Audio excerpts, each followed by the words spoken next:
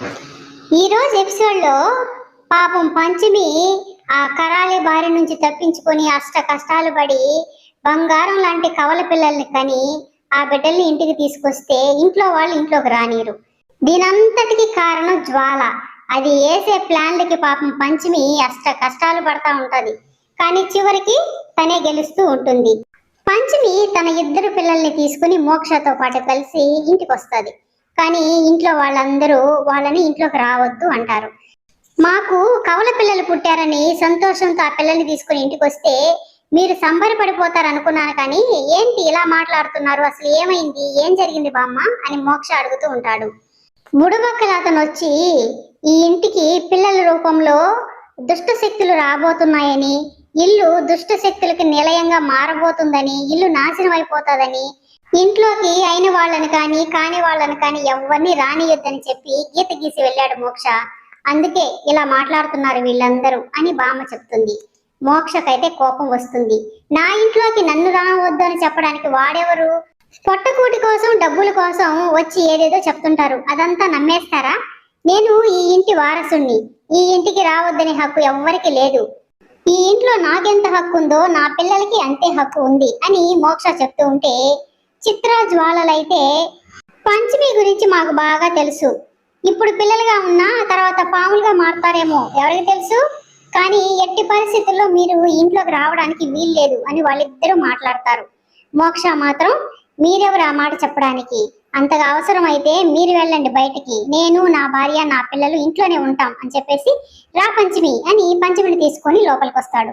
ముద్దుంచే పిల్లల్ని చూసి ఇంట్లో వాళ్ళందరూ పిల్లల్ని ఎత్తుకొని ముద్దు చేస్తారు, ఒక్క చిత్ర జ్వాల వాళ్ళ అన్నలు తప్ప. పంచమిని ఇంట్లోకి రానికుండా జ్వాల చేసిన ప్రయత్నం విఫలమైనందుకు తను మనసులోనే చాలా కుమిలిపోతుంది. ఎన్నిసార్లు ప్రయత్నం చేసినా పంచమిని ఇంట్లో నుంచి పంపించలేకపోతున్నాను, అయినా కూడా నేను నా ప్రయత్నాల్ని మానను అనుకుని పైకి మాత్రం గంభీరంగా ఉంటుంది. ముగ్గురు పిల్లలకి ఒకేసారి బారసాల చేద్దామనేసి బామ్మ రఘురాంతో చెప్తూ ఉంటే జ్వాల అందుకు ఒప్పుకోదు. పంచమి పిల్లలతో కలిపి నా బిడ్డకు బారసాలు చేస్తే నేను అస్సలు ఒప్పుకోను. వాళ్ళ ఆడపిల్లలు, నాకు కొడుకు పుట్టాడు, నా కొడుకు వంశాన్ని ఉద్ధరించేవాడు, నా కొడుక్కి మాత్రం ఆ పిల్లలతో కలిపి చేస్తే నేను ఒప్పుకోను, నా బిడ్డకి సపరేట్గా బారసాల జరిపించండి అని తను చెప్తూ ఉంటుంది. బామ్మ రఘురాము ఎంత చెప్పినా తను వినిపించుకోదు. ఇంకా బామ్మకైతే కోపం వచ్చేస్తుంది. బారసాల పుట్టింటి వాళ్ళు జరిపించాలి, పంచమి వాళ్ళకి అక్కడ వసతి లేదు కాబట్టి ఇక్కడ జరిపిస్తున్నాము, నీకంతగా జరిపించుకోవాలి, సపరేట్గా జరిపించుకోవాలి అని నువ్వు అనుకుంటే వెళ్ళి నీ పుట్టింట్లో జరిపించుకో అని బామ్మ కోపంగా చెప్తుంది. ఇల్లంతా అలంకరించి బారసాలకు ఏర్పాట్లు చేస్తూ ఉంటే జ్వాల వచ్చి మోక్షను అడుగుతుంది. ఏంటి విశేషం, ఏంది ఇల్లంతా అలంకరిస్తున్నారని అడిగితే బారసాల చేస్తున్నారు వదినా అంటాడు. అప్పుడు కూడా తను గొడవ పెట్టుకుంటుంది. నా బిడ్డకి మీ బిడ్డలతో కలిపి బారసాల ఎలా చేస్తారు అసలు అని మళ్ళీ గొడవ పెట్టుకుంటుంది. కానీ మొత్తానికి బారసాల అయితే జరుగుతుంది. పంచమి పిల్లలతో పాటు జ్వాల కొడుకుకి కూడా కలిపి బారసాల జరిపిస్తారు. ఆ బారసాలకు సుబ్బు కూడా వస్తాడు.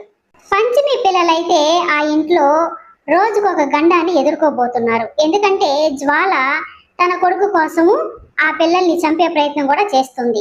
ఆ ఇంట్లో ఇన్ని రోజులు పంచమి పడ్డ కష్టాలు పంచమి పిల్లలు కూడా అనుభవించబోతున్నారు.